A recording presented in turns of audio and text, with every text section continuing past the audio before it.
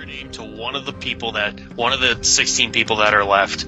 Call them out right now. Who do you think is going to win? Just completely shot in the dark here. I'm going to say Erika is going to be your winner of Survivor 41. Okay. Welcome back, everyone, to the 39 Days podcast. My name is Alex Weir. That's Andrew Natalizio. Cheers.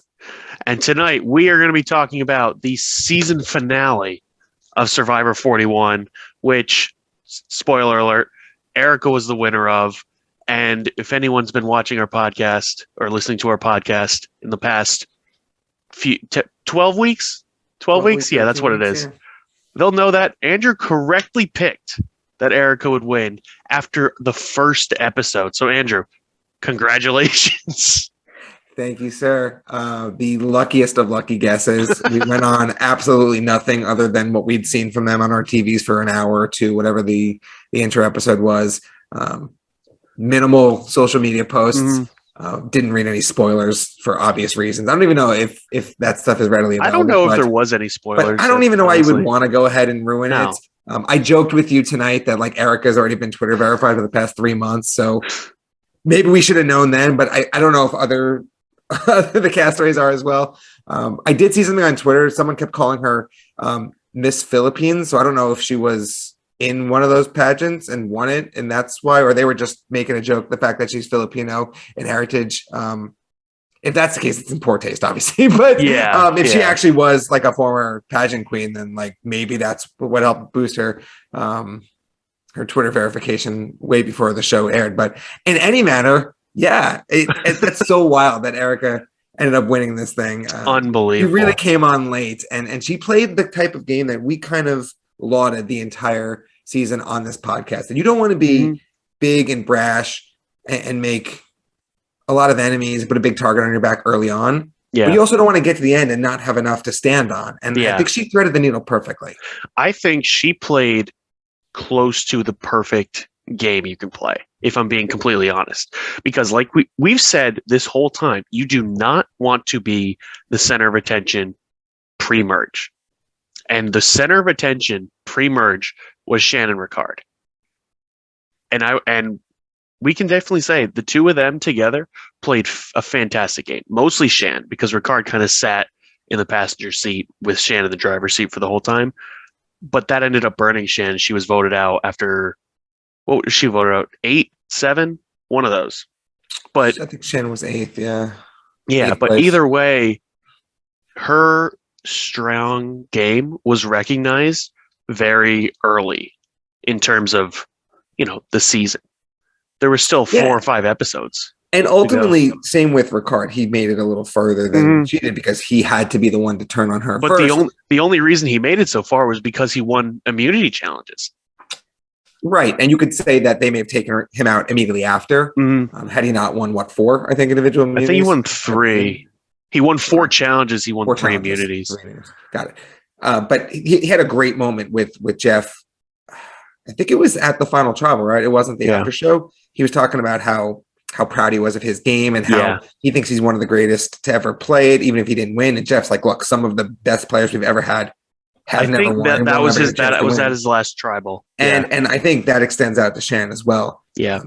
The two of them can hang their hats on them being arguably the strongest players. You could make a case that Erika played it well, that she positioned herself to be the person to make the moves, but not necessarily get the credit for them. So she didn't have the attention either. Yeah. And then she didn't also play the ultra social game that Deshaun did, where you're friends with everyone, but then ultimately you have to turn on all of your friends. And that actually hurts you in the long run. Yeah. But ultimately, in terms of just pure strategy and in making big moves, I think Shan and Ricard will go down as the 2 strongest players from this season. Now, one thing I do want to see, and I saw someone else tweet it out maybe about an hour ago, was I want to see these players on an all-star season. To really let me know, are they really strong players, or was the cast around them lacking this season? Yeah, and because we don't know that yet. This season has been different. That's kind of been the whole theme of this season, was that it's not a normal season of Survivor. It's only 26 days. They threw a ton of twists and advantages and everything they possibly could in. And it wasn't a normal season of Survivor because of the pandemic, and they did the best they could. They tried to up the pace of it. And, I think we were harsh on it. We were about as critical as you could come for first 4 or 5 episodes, I think. But I really think that this season as a whole kind of was just on an upward arc towards the end because it became a lot more Survivor and a lot less advantages and just trying to make the season different. So, like you were saying, it's completely different as opposed to a normal season. And Shannon and Ricard were two of the best players of this type of season. But if you throw in a normal 39 days, less advantages, maybe harder challenges, something like that, where you see like a more classic season of Survivor, are they going to be just as successful? I would actually, I would suggest that they are, and I think the intensity of the 26 days kind of ramped everything up and put more urgency into every vote out and every passing day. Even though you have this, if it's 18 castaways over 26 days, over 39 days, you're gonna have the same number of tribal councils, same number of votes, but everything just seems more intense, right? In a shorter. And then they threw in all the extra challenges and they stripped out the food and whatnot to make it seem like 39 days, even though it was only 26. I think the characteristics of Shan and Ricard's game would play out well there. And in fact, actually, they might thrive even better because they can take their foot off the gas just a little bit. And I think pushing it just a little too much, you could argue, is what was their undoing. That's true. Yeah, they would have a chance to kind of just sit back and just assess their whole situation, which I think that was definitely Shan's undoing, where she kind of pushed herself too hard and I wouldn't say she got sloppy towards the end, but she kind of got way too paranoid in the last few episodes she was in because she started overthinking everything. And I think she really started questioning people in her alliance. And that was ultimately what got her voted out because people realized she was being paranoid. And they're like, okay, Shan's a big threat and she might vote me out. Like Ricard, that was his whole entire thing. He's like, I have to vote Shan out before she votes me out. And I will say to your own credit, you were right on this and I missed it. I guess it just went right by me, but you were quick to call out that Shan was very aware of Erika's game and she was targeting her, which is why Erika I kind of just thought Erika was saying, hey, this is a good time to take out Shan. Oh, cool. We have the numbers. Let's just make the move. And then coordinated how they would do the vote split. But she was actually keen to the fact that Shan was going for her. And I guess I just missed that part. I never saw the moment where Shan said, we need to take out Erika. Yeah. It could have just been the editing. Maybe I just missed it. But you for sure caught on to that. And I think you could argue that's one of Erika's biggest moves was catching that as it happened and being quick to flip it back on Shan. Yeah. Well, rather than let herself get swallowed up. And I think Erika, we said Erika was one of the stronger players in this game because she put it perfectly in her tribal speech. She was never on the bottom, but she was never on the top, yet she was in control of everything. She was always on the right side of every single vote because she was kind of pulling the strings in the background, even though people didn't know it. And I think because Shan was also pulling the strings of every single vote, she was the only other person that actually recognized, okay, Erika's right alongside me here, and nobody seems to realize that she's also in such a good position. Yeah, I forget who mentioned it tonight at the final tribal. It might have been Ricard, but they were quick to point out that Erika was on the right side of every single vote post. I think it was Ricard. Every single one. Ricard gave her a pretty good hype up speech. Which I thought was, as soon as he started going to bat for her, I was like, this thing's a wrap. Oh, yeah. Because I was worried. I thought, I think I even tweeted out. Speaker. I tweeted out from our account. I think the vote was going to be 4-2-2. I think it ended up being 7-1, right? Yeah. Deshaun got one. Erika got the rest of them. And it's funny because I was so sure Nasir was going to vote for Xander, and we didn't. I was too. It's possible. I feel like if Xander got one, Jeff tallies the votes. He would have read 1-1-1, and then the rest for Erika. Yeah, that's how the editing. He didn't read one. I can't imagine that he got one. No, I don't. But why would Jeff strip him of having his name called at the final tribal? Did they release who voted for Deshaun yet or no? They didn't have the. I'm sure it's available somewhere. I'd have to look it up. Okay. My guess I would actually be pretty interested in who voted. Yeah. Maybe Danny. Danny was propping up Erika too. So, and I know him and Deshaun were best buds, so it would make sense. But I don't know who else would I'm always have. hesitant to just assume, hey, this person had a good relationship with this person. That's why they voted this way at the final tribal. And certainly before, because one thing I've noticed, and I watched a ton of final tribal videos today just because I wanted to see some of the big iconic speeches. For the record, everyone, he's sending me messages all throughout the day being like, oh my God, I found 6 different videos of like the top 50 tribal council speeches. Like, and each one was separated into like sections, like watching them all right now. I'm like, aren't you at work for this? I did get very busy and I had to watch them after 5 o'clock when I got off the clock, but I did end up watching all of them. But yeah, one thing I noticed in those is that a lot of times people who you think are tight with someone who's in the finals, someone you're like, yeah, that's a sure thing. And then they just turn on them fast. And it's not so much, it's not always malicious. Sometimes they're just trying to hold their feet to the fire to actually get them to squirm and reveal why they deserve to win, which I think we've seen before.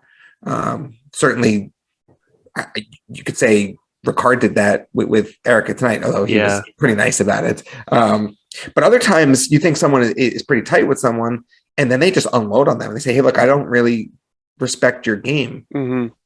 And it's funny because we were so sure Xander was a threat to win this game. And obviously he didn't get a single vote.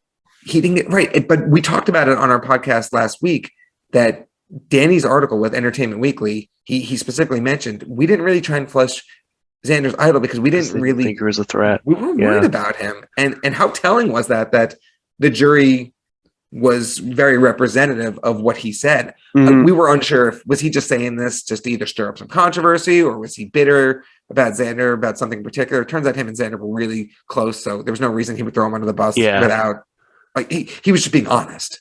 Well, and I think we saw that. The way to sum up Xander's entire game was kind of shown in this final tribal, where I think it was Liana kind of put him on the spot and just pointed out that he really had no awareness at all. He didn't really have an idea of everything that was going on, and he never answered that question, right? She asked him, what was the moment you had social awareness, and he just like stuttered for a while. Yeah, right? And he kind of made it. He kind of skated through because he made it to the merge. He kind of made it to everyone splitting off from Yasa. Then Evie was voted out, so he was the last one. Actually, Liana technically, but I will never count Liana as a member of Yasa after she abandoned them.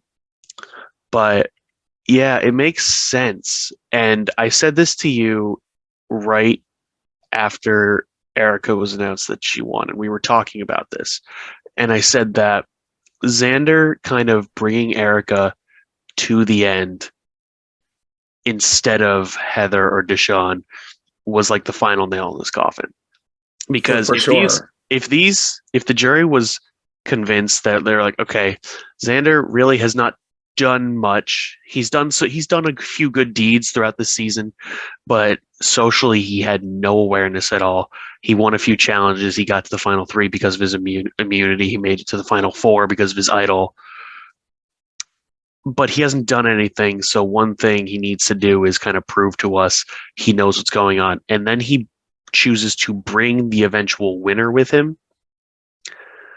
I mean, I give props to the guy because obviously this was not easy and he might have been, running the emotional high of winning immunity. But I think you tweeted out something from our account saying his age really showed in this last episode where he's the guy's 20 years old. He's still young, so he does not have the emotional maturity to just kind of fully understand everything that's going on. And he never thought Erika was a threat.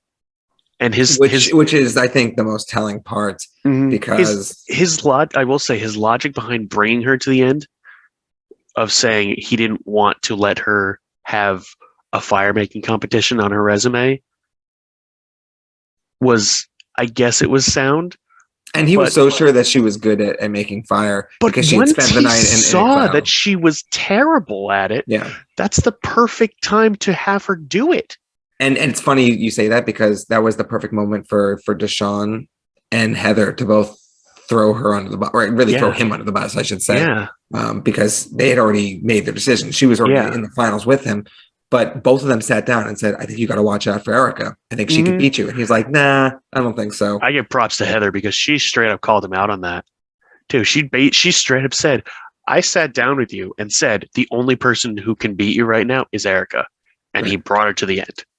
And some people might look at that and say, okay, maybe he was trying to, do the noble thing, like the Wu bringing Tony to the end of bringing his biggest competition to the end. But he didn't say that. I don't think that's the case because, and I don't either. He explicitly said tonight when Deshaun did his truth kamikaze, truth bomb, whatever we're calling it. He took a survey of how the jury reacted to it, and they seemed to react positively. So he interpreted that when Deshaun said, I don't know if Heather and Erika can distinguish their games from each other, so they're both gonna kind of cancel each other out. He looked at that and said, hey, if I bring Erika to the end, they're not going to know what she did over, let's say, Heather, who's also sitting on the bench with me or got eliminated in the fire making challenge. Either way, it hurts Erika's game, and I'm not worried about it. Yeah. So I don't know if he just made that up on the spot, but if he truly believed that, then that's just a misfire on his part. Oh, completely. And I feel like it's probably a combination of both. I don't think he ever really thought of Erika as a huge threat because he had a comment right before the tribal. He was like, I don't see how I can't win this game. Like, okay, cool your jets there, dude. You have two people who played very strong games next to you.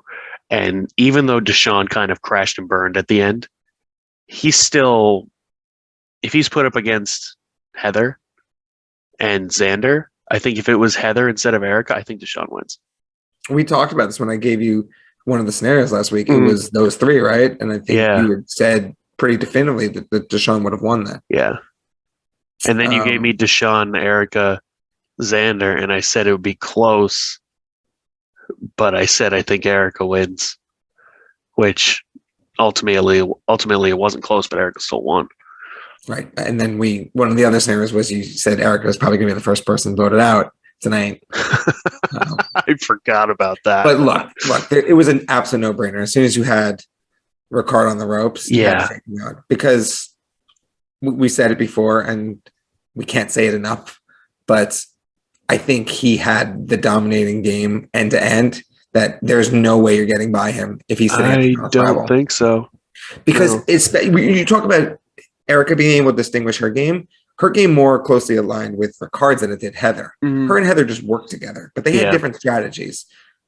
I feel like Erika and Ricard voted together a lot. They had similar concepts, but you could make the argument that Ricard was driving that bus a little more than she was. And that would have given him an advantage if they were head to head facing each other. Yeah. Well, and honestly, if you look at this whole season, if you took Ricard out of all 18 cast members and said, who beats Ricard in the end? I think the only person is Shan. Maybe not even then. We were talking about how good of a game she was playing. Yeah. But Ricard really did flourish in the end. Ricard, had he played that same game? Once Ricard voted Shan out, that was when he really flourished because I think in hindsight, he could have kept her to the end and still beaten her. You think so? We talked the whole season. His best shot at winning was to take her out before she took him out. And they kind of had that understanding as well. Like they knew that. But let's just say some hypothetical scenario where they both make it to the end. We were so convinced by what Shan was doing early on that she was just a surefire winner. But I think Ricard would have done enough. Let's say it's Shan, Heather, and Ricard. I think he might still win that scenario over her. Yeah.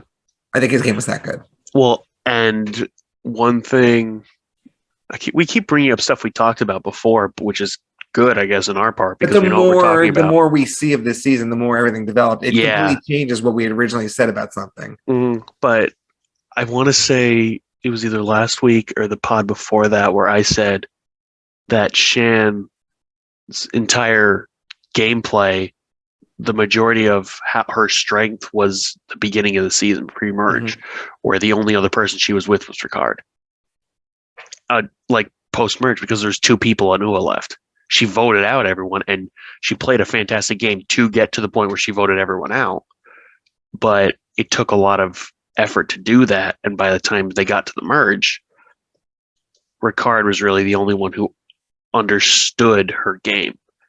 Yeah. And that's why he voted her out. One of Danny's questions, he made the sports analogy. Let's break it down. He said quarters, but he only mentioned 3 segments of the game, right? I was the only one who missed that. Okay. No, he only mentioned 3. He said pre-merge, merge through and final 8. The 9, and then the final 8, right?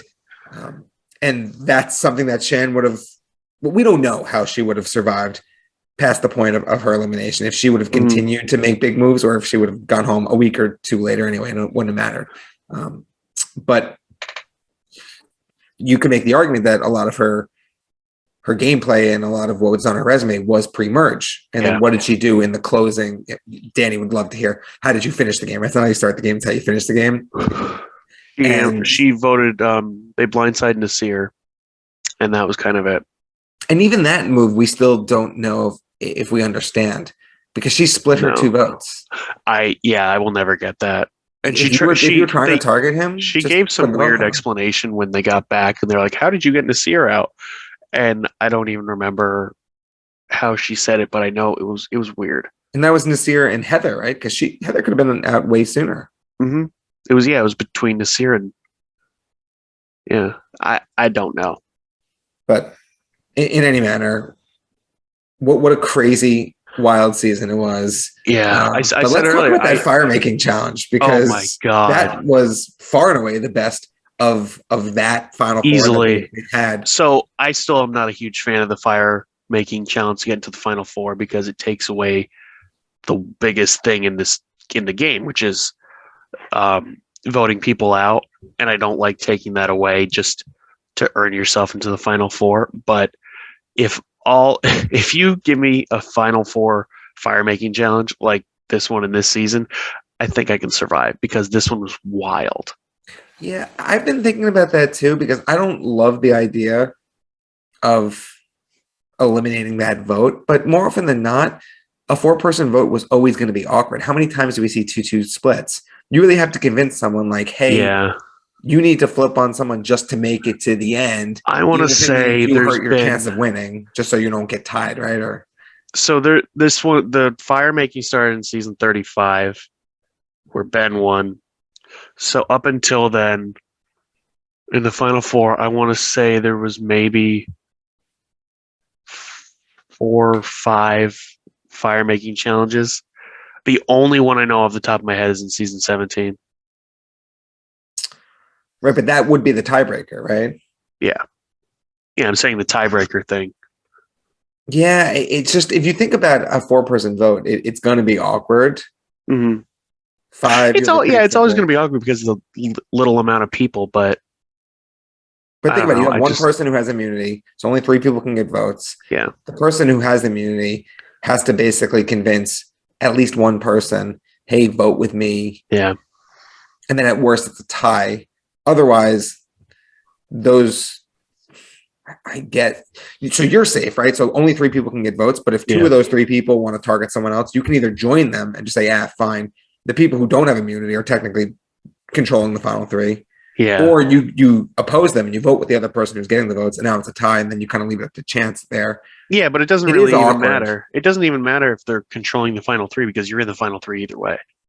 Yeah, but if you're the person who won that final immunity, you want to be able to shape, at least to an extent, the final 3. You want to be in next control. to at the end. That's part of the perk of winning that last immunity. Whereas now at the fire making, you choose one person to bring with you. They typically pick a goat. Xander didn't. We'll talk about that. Yeah. And then you literally leave it up to fate for the last 2 people. See, what I think would be wild is if instead of doing it for the final 4, they did it for the final 3. Because they haven't done a final 2 in forever. So imagine if you win you go into final 3, you win immunity, and then those 2 people have to do a fire making challenge. Right, and there's no decision. And there's no decision you have to make. There's no one you have to bring to the final. It's you win immunity, you're in the final 2. You don't, you have to fight to get in. Yeah. That I think would be fantastic, because I was never a fan of when there was the final 2 and there was just the one vote and that one person who won immunity got to pick who they bring, because it was always going to be, a GOAT, unless you're woo with Tony. It's always going to be the person they thought. Right, because they can only vote for each other. So, exactly. So it was only one vote being cast. And there was always going to be one person who they thought they'd be able to beat better than the other.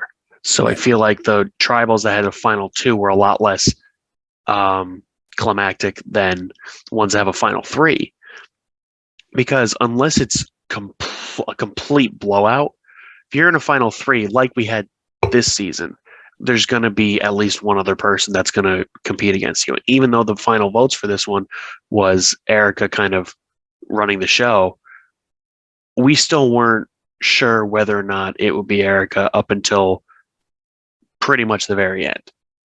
I think once after the jury spoke and everything, I think we kind of had an idea that Erika would win, but it wasn't a foregone conclusion. I remember in the first 5 minutes before that final tribal, we had no idea. I don't think it was until Ricard opened up and immediately started ripping into Deshaun. I was like, so that this is where this is going. Yeah, and I remember there's a lot of, in the earlier seasons when they would do a final 2, because I want to say the first final 3 was Cook Islands, which was season 13. Yeah. So the first 12 seasons they did a final 2. That was, Yul and Becky and Ozzy. Ozzy was in it. Right, Ozzy was in it. Yeah. So I just think about, say you're in that final 3, say Yul wins immunity. Obviously he's voting Ozzy out. Of course. It takes, and I remember watching that one, and I was like, when I watched it, I didn't know that Yule had won. So I had no idea who was going to win, because Ozzy and Yule both played fantastic that season.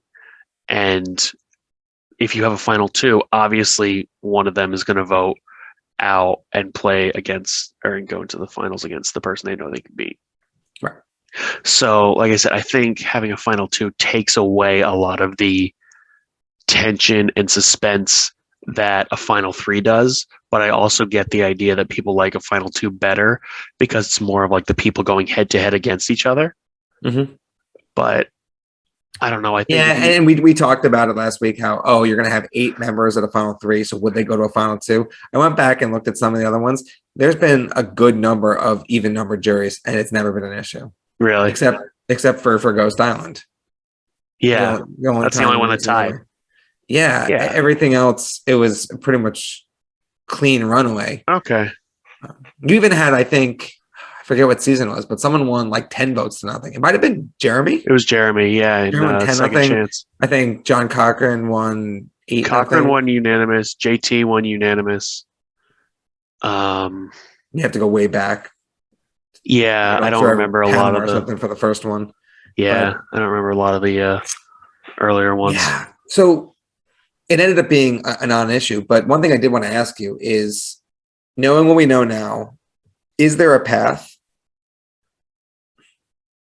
Obviously, we have a pretty good idea, but what would have been the path for Xander to win this game? How far back do you want to go? Let's just say tonight. Because there's obviously moves he could have made earlier. He sat on his idol the whole time, and because people didn't really think of him as a threat, so he didn't need to. I think if he had used his idol instead of on himself, he had used it on Deshaun. And it ultimately didn't matter. It ultimately didn't matter, but he could have used that and said, I wanted to make sure Ricard was getting voted out. Because Ricard was the biggest threat in this game, so I had to make sure he was getting voted out. That's true. So it's really just a formality at that point. It's a formality. I was thinking more along the lines of like, would he needed to fall on his own sword, give up immunity, and give it to, let's say, Deshaun. Deshaun's going to take Heather, forcing Xander and Erika into a fire-making competition. He would have had to beat Erika, which he probably would have, to eliminate her to guarantee himself. Yeah. So you're saying you wanted him to pull like a Chris Underwood Chris thing? Underwood. Yeah, I think that's it. I think he would have needed a big move like that. Yeah. Putting Erika in the fire making challenge and her losing alone, I don't think would have been flashy enough. I think he would have needed to literally give it up. I think that's I need to take her out. I think that's the obvious move. And people, if he had just put Erika in the fire making challenge against either Heather or Deshawn and she lost, everyone would have been like, okay, yeah, obviously you were going to do that. Erika was the one who could have beaten you. So I think you're right. If he had done that, I don't even know if he would have won based on that. Because say if it was him, Deshawn, Heather, I still think Deshawn would beat him. It's so funny because everyone I saw today was so sure that he was still going to get some votes. Which he technically did. Someone replied to us on Twitter and said, like, if Ricard was like really one of the best players, he would realize like how big of a threat Xander was. And it's like, well, was Xander really that big of a threat? Like Ricard played it. I think people just kind of forgot about Xander because he had an idol and he didn't do much. He kind of tried to do things and then just kind of sat back and he played more of a survival type game. Yeah, which I get. This show is called Survivor. Yeah, he wasn't just trying to beat people. He was just trying to hang on as long as he could. I also think there's some merit to that, but he needed more. I also think his social awareness or lack thereof came into play earlier on when he kept on saying he was using Ricard as a shield for himself. And, we thought he was such a big threat this whole time, but if the people actually in the show didn't think he was a big threat, then there was no reason for him to do that. And he, for some reason, had this mindset that he was the number 2 threat in the game behind Ricard. So that's why Ricard had to stay, because otherwise they would target him. Well, look, I get it. If what he's saying, if what he's thinking is correct, yeah, then that philosophy I get his perfectly. mindset, but my point is like that is another way to bring up his social awareness. And that's what Ricard called him out for, right? He said, exactly. Like, if you were truly using me as a meat shield, like why didn't you take me out and then focus your energies on taking out the next biggest threat in the game? Yeah. Who's sitting right next to you. Yeah. Which I completely understand. Like Ricard worded it very emotionally, but I totally get his mindset of like, you made a big deal of voting me out because you thought I was the number 1 threat. Why did you not vote Erika out when you had the chance? And the thing is, there was no specific vote out where there was a quote unquote chance other than the Shan blindside. Yeah. But I think everyone was so all in on, oh my God, this is our moment to get at Shan. We have to do it. There was never really another moment, quote unquote, to get Erika out. I guess every vote was a moment to get her out, but no one actually was thinking. Yeah, she only won immunity once. Twice. She won it twice? Oh, yeah. She won it tonight. Yeah. Yeah. Yeah, I guess so. And okay, we'll come back to this. I just want to say that I thought it was hysterical that in the first immunity challenge tonight, where they were saying when Erika got the advantage, and the advantage was like, it's not a huge one, but it'll be enough. And then she gets a gigantic head start. Yeah, I almost figured it was going to be like, what did Jeff say? It was a 70-piece puzzle. I thought the advantage was going to be the first 15 pieces would be solid for you. Yeah, or something like that. The way they worded it said it wasn't going to be huge. Yeah, or like for how they had to knock the ropes down. Like your first 4 ropes will be given to you, or they'll just be sitting on the ground. But the second one was pretty significant. But it's the fact that it was both legs is where it exactly. Even if they just had, if she started on the second leg, even that would have been way too much. Yeah, I don't think so. I don't think that took that much time, that first segment. They kind of breezed through it based on the ending. That's true. I think that second part took longer because you had to connect everything. Yeah. And you had to balance yourself on the ladder and stuff. So I get, that makes sense. I don't know. I just thought that was hysterical. They're like, it's not a big advantage. And then she just goes and destroys everyone. And it was close. It came down to be close between her and Ricard, and Ricard would have won if she hadn't had that advantage. But compared to everyone else, it wasn't even close because Ricard's unbelievable at puzzles. Yeah, and Erika started off really good at puzzles too, but he closed so fast at the end Yeah. there. That Yeah, he was did. I He made don't a think I good realized comeback. in the moment that was like her $1 million win right there was beating him to the finish of that puzzle If because he Ricard went home. if Ricard had won that, he would have won the entire thing. You could make an argument that Xander would have put him in a fire making competition had he still won the last Yeah, one. but I think Ricard done. Ricard would have had the awareness to practice making fire until he Well, they knew all he could. practice. That doesn't mean that you Yeah, I can know, show but up they in weren't good moments. at it. I think Ricard would have basically walked in knowing he could make fire. And then you think about if he's put against any of them, who's he gonna lose to? Maybe Xander if he. That's true. That's true. But I still can't believe that Deshaun won that challenge because the way he was building his fire initially, it wasn't building the It was TP shape. awful. He was just kind of stacking things on top. And then he just kept on throwing sticks on it and smothered it and wasn't doing anything. Like the fire was gone and he's just like spreading everything out. Right. So then, I don't know what how did he did Heather do? that. Like she had the fire going. Did she just say, this is good enough? No, she had the fire going, but she didn't have a good enough base on it. So it got to its peak and then started to burn down and she didn't have enough to. Yeah, but you could still recover. add to that. You can add underneath it. But it takes time for everything to catch. I don't know. I've made enough campfires. I feel like I know how to keep it going. But what the hell do I know? It's a good thing that The you pressure weren't. of $1 million It's a good thing you weren't up against them. Yeah, maybe. But no, I give Heather a lot of credit because I didn't think she would do that well, and she started off terrible, and then almost won it. And the back and forth nature of that was very stressful because I think everyone watching was rooting for Heather, and Mostly for the underdog story, right? mostly for the underdog story. Exactly. No, it wasn't even like they wanted Deshaun to lose. It was just like there's no way Heather's gonna Everyone win. loves an underdog, and Heather kind of established herself in this episode as like underdog-ish, where I think Xander kind of brought up how she might have a perception as a goat, and he doesn't think that she is. And no, but his delivery of that was awkward as hell too. Oh, it was awful. But we went on about how we thought maybe Heather was actually running the show, and it didn't obviously come out that she was. But I don't know.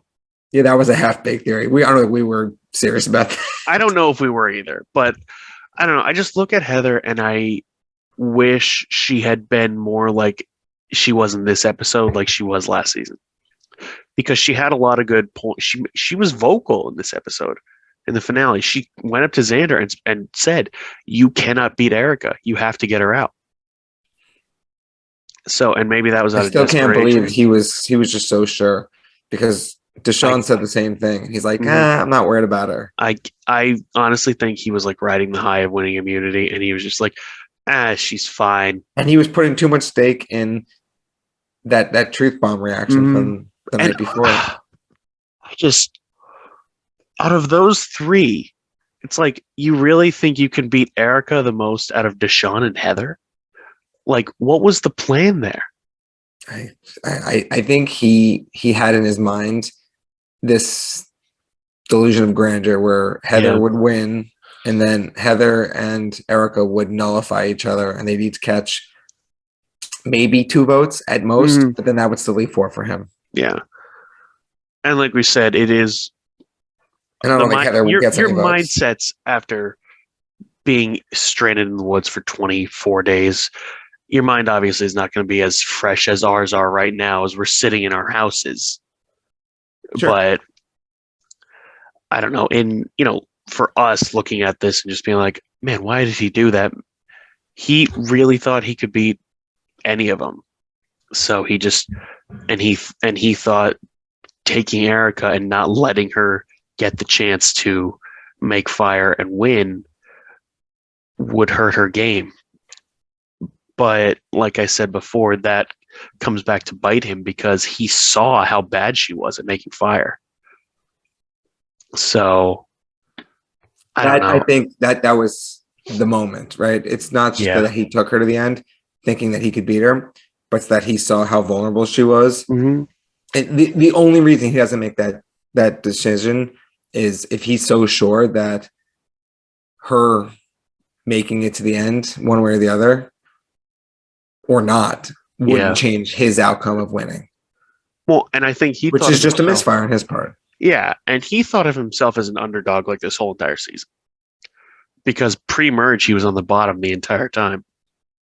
And that's what always gets me, because just because you're not in the numbers doesn't mean you're an underdog. Just because you're in the power lines doesn't mean you're a favorite. Yeah.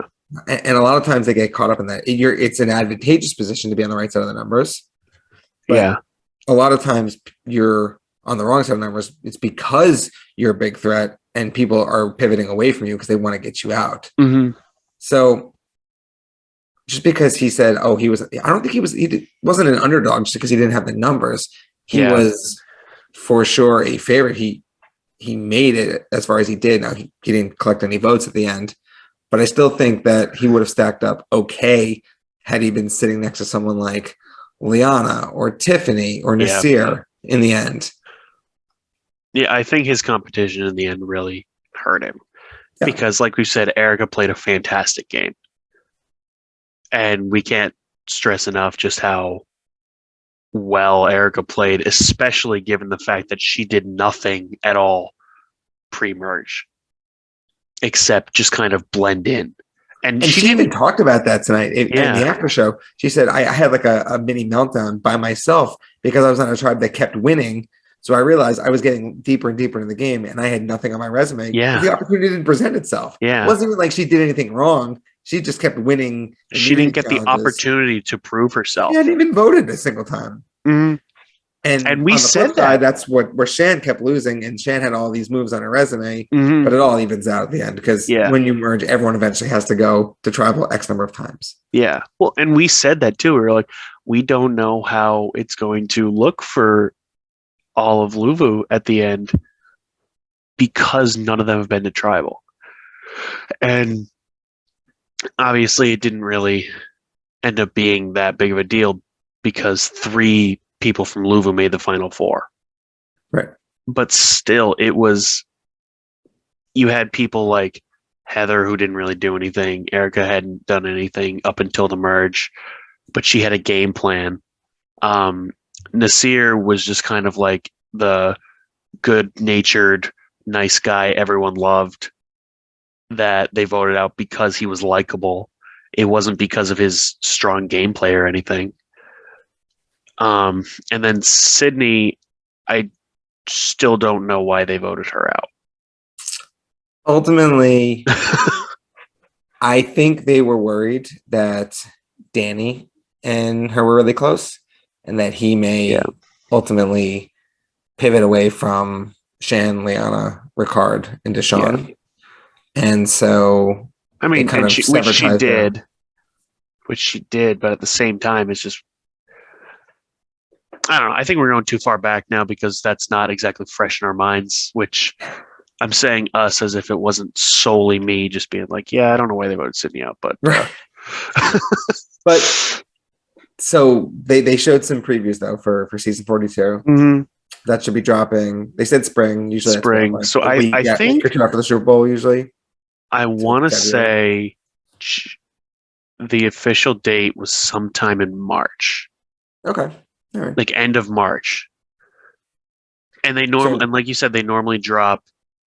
Do they normally do a thing at the Super Bowl? It's usually a week or two after. Okay, I thought you were saying during the Super Bowl, which was weird because there was like one or two the Super Bowl's on Fox. They wouldn't have a CBS show on Fox. 1 or 2 times they've aired the premiere like immediately after on CBS. The 1 year it was either a year that they were probably not when CBS was covering the Super Bowl because then they wouldn't want all the after show coverage. I don't know, whatever it was. But it's usually 7 to 10 days after that. Yeah. And I'd say 7, but 7 would be a Sunday and it airs on Wednesday. So ignore it. You're close enough. It's late at night. We see spend 3 hours watching Survivor. It's fine. Yeah, so we see some of the same stuff from this past season, like the Big Wear Advantage. But Jeff said that they're going to tweak some of the other stuff. They're going to kind of use which is season good. 41 as the guinea pig. Yeah, I wonder what they're going to do with the shot in the dark. Because I only got used one time. Ultimately, I think Sean in the Dark might say the hourglass thing is gone though. That has to be, yeah. That has to go. I mean, Jeff kind of made a quip about it today about how Danny loved it so much, and you had mentioned before about how Danny just kind of went up to him, and it was an unaired thing, but he destroyed Jeff. But he was just like not happy with him, yeah. And honestly, I don't blame him. Like, you know, he used to play in the NFL. He's used to competition, and if you win a game and then all of a sudden it gets taken away from you just because someone decided they wanted it to be taken not even away. Like because someone cheated or because the game was rigged or something. Just like, you know what? So this team lost 17 games in a row, so they have this reward they were given that they can just say, "Oh yeah, you won. Well, guess what? Now you lose." Like, can you imagine? Yeah, exactly. So it's going to be, I guess, another fun season. I'm itching to get back to 39 days. Ultimately, it doesn't really change how we perceive it on the broadcast because it's 12 or 13 weeks of episodes, and it is what it is. But I feel like they tried to. We want to get it back to a classic like Survivor season. Also, the name of our podcast, so it is. It has to align a little bit, yeah. But no, I think they did a very good job overall with fitting the season in amidst all the problems that could have arisen. You know, yeah, and I do really, really like the live after show. I do too. I get you strip out the ability to have a live studio audience. You strip out the ability for the winner and the runner-ups to share the moment and the rest of the cast, and to have the cast outside of the jury. But going immediately from the final tribal to the vote, to the reading of the votes, to, hey, let's just sit down and have a conversation. Pizza, beer, champagne, whatever, right? That was cool. That was really cool. But I really enjoyed that setting. And they definitely won't do that again, though. Yeah, but with the live shows, sometimes you get so much fluff in there, too, where Jeff's like, hey, we're going to go up to like this 12-year-old in the audience. Like, what do you think about this? Are you excited? Do you want to do Survivor? Do you want to be on Survivor eventually? And then they got to cut to Sia because she went to all those. Yeah. And I mean, sometimes they're cool because you have past Survivor players in the audience. But again, that's still like filler. And a lot of the times it's also like Jeff will just like make an effort to be like, yep, we're cutting to a commercial now. When we come back, we'll talk to this person. We'll talk to this person. And then they end up talking to like half the cast. Right. Where tonight, everyone was vocal. And I get that, you know, it's because it's the jury and you tend to not talk to the early people. But at the same time... Well, the jury all gets to hang out at Ponderosa, so... Yeah. At the same time, I just feel bad for someone like Sydney, who was voted out the vote before, where she technically made the merge, but she didn't make the merge because of the merge challenge. But isn't that always the case where the first person voted out at the merge doesn't make the jury? Not always. It's usually like that, isn't it? I don't think it's always like that. I think at least half the time it ends up being like that. I know there's definitely been more that are like that, but I know there's been a few seasons where they've started the jury before the merge. Like, it fluctuates from season to season. So, like, I know for a fact that in Heroes versus Villains, they started the jury before the merge. It was like a 13-person jury, right? They merged at 10. But the jury was like 11 I think the jury was 9 people for that one, and they merged at 10. So that would be the same thing. They had 2 people on the jury, and then they merged. They started the jury at 12. They merged at 10. Okay, that's what it was. All right. Yeah. It's late. It's fine. Oh. All right. Well, is there anything else? I don't think so. We'll have more.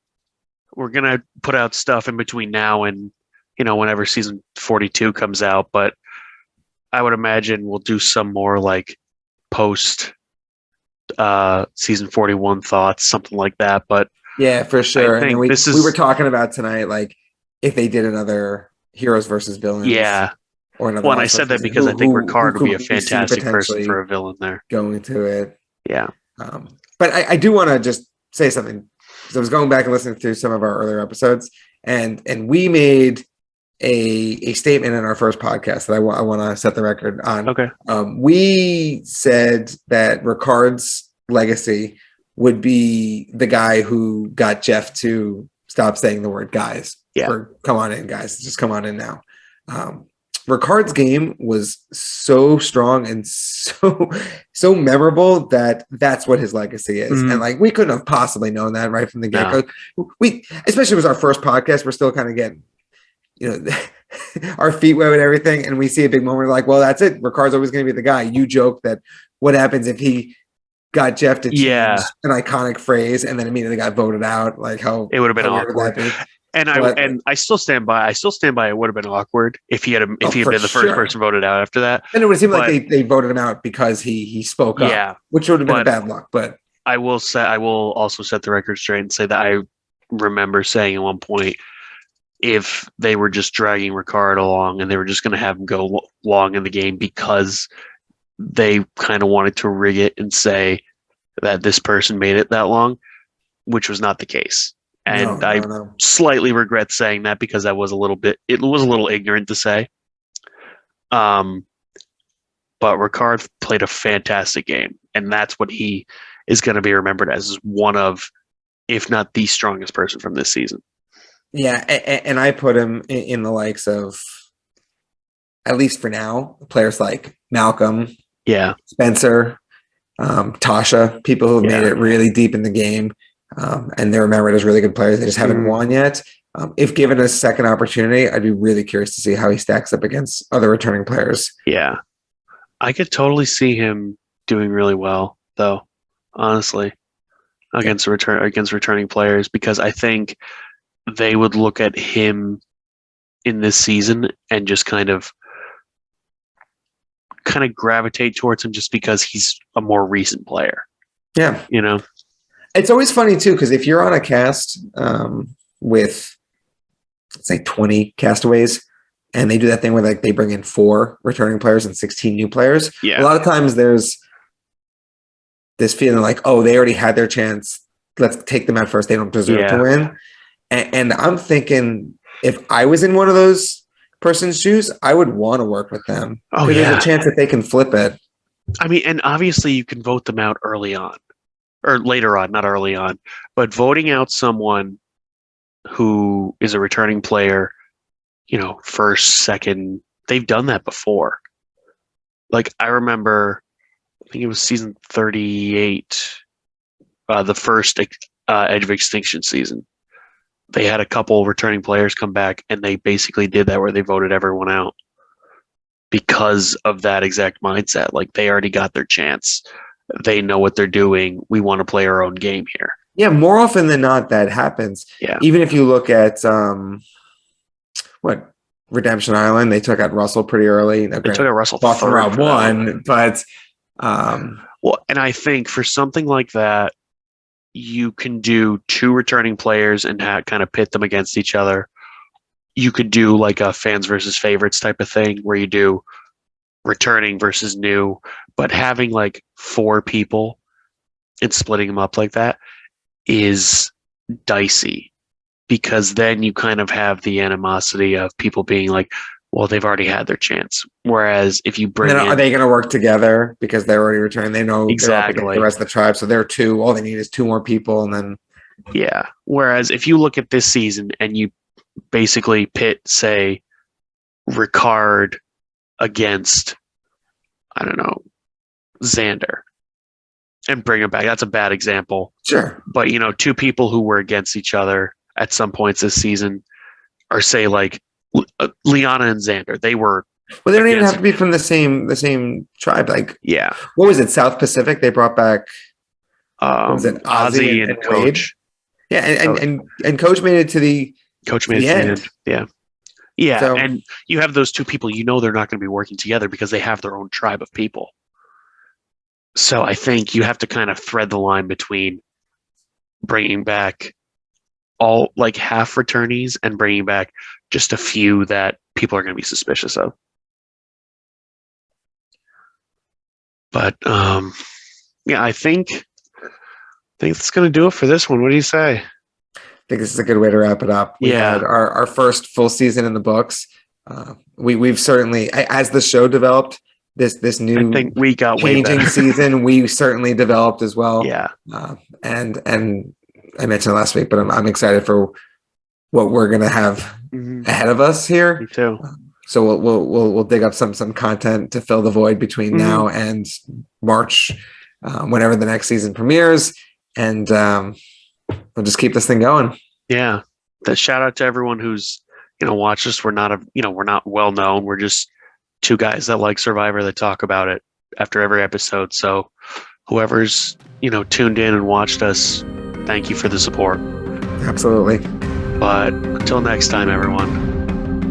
Thanks.